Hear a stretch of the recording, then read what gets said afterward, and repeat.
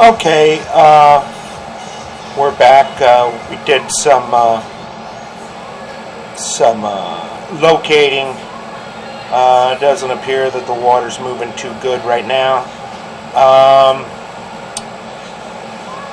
We're going to picote this line, chain flail the line. We've located a Y in the line where we can get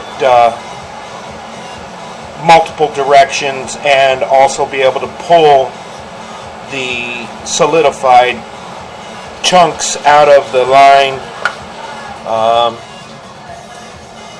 and we'll have some more video of that in the future. And that would be it for today.